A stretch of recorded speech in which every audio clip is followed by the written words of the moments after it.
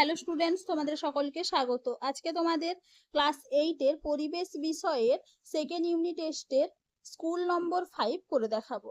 তো চলো শুরু করা যাক। তার আগে বলে দিই, তোমরা যদি চ্যানেলে নতুন হয়ে থাকো তাহলে চ্যানেলটিকে অবশ্যই সাবস্ক্রাইব করে দিবে।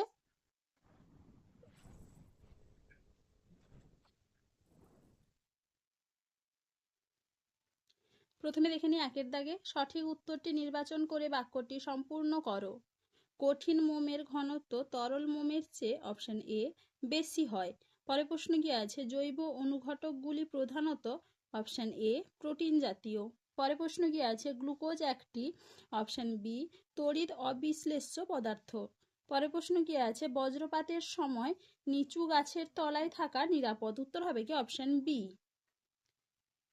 এবার দেখে নি দুইয়ের দাগে। শূন্যস্থান পূরণ করো।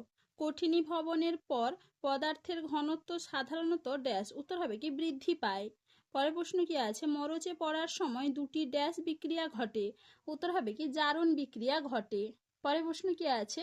ক্যাথোডে ড্যাশ ঘটে। উত্তর হবে কি বিজারণ।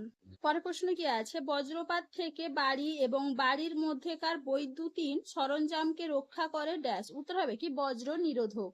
এবার দেখে নি তিনের দাগে। নিচের প্রশ্নগুলির অতি সংক্ষিপ্ত উত্তর দাও। সূর্য থেকে কোন পদ্ধতিতে পৃথিবীতে তাপ আসে? উত্তর হবে কি বিকিরণ। পরের প্রশ্ন কি আছে? বরফের ঘনত্ব জলের তুলনায় বেশি না কম? উত্তর হবে কি কম। পরের প্রশ্ন কি আছে? একটি তড়িৎ অবিশ্লেষ্য পদার্থের উদাহরণ দাও। উত্তর হবে কি গ্লুকোজ। পরের প্রশ্ন কি আছে? খাবার সোডা কিরূপ যৌগ? উত্তর হবে কি ক্ষারীয় যৌগ। চলো এবারে পরের প্রশ্ন কি আছে? পরিবহন, পরিচলন এবং বিকিরণ প্রক্রিয়ার মধ্যে দুটি গুরুত্বপূর্ণ পার্থক্য লেখো। দেখে নাও উত্তরটা তোমরা। পরিবহন, পরিচলন ও বিকিরণ পদ্ধতির মধ্যে পার্থক্য ভালো করে একটু দেখে নাও। পরের প্রশ্ন কি আছে? খড়ের চালওয়ালা বাড়ি গ্রীষ্মকালে যেমন ঠান্ডা, শীতকালে তেমনি গরম থাকে কেন? দেখে নাও উত্তরটা তোমরা। এখান থেকে এইটুকু লিখবে, ভালো করে একটু দেখে নাও।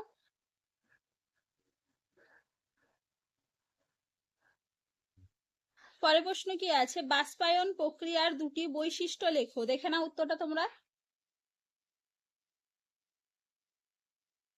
পরের প্রশ্ন কি আছে? স্ফুটন প্রক্রিয়ার দুটি বৈশিষ্ট্য লেখো। চলো এবারে পরের প্রশ্ন কি আছে? জ্বর হলে কপালে জলের পট্টি দেওয়া হয় কেন? দেখে নাও উত্তরটা তোমরা। এখান থেকে এইটুকু লিখবে। পরের প্রশ্ন কি আছে? উপজাত পদার্থ কাকে বলে? উদাহরণ দাও। দেখে নাও উত্তরটা তোমরা। উপজাত পদার্থ এবং উদাহরণ এখান থেকে এইটুকু লিখবে, ভালো করে একটু দেখে নাও।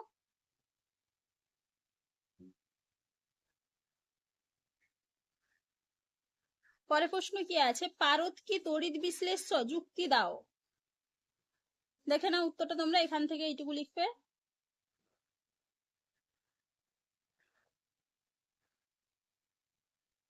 চলো আজকে এইটুকুই। দেখা হচ্ছে পরের ভিডিওতে। ভিডিওটি ভালো লাগলে লাইক করে দিবে এবং চ্যানেলটিকে অবশ্যই সাবস্ক্রাইব করে দিবে।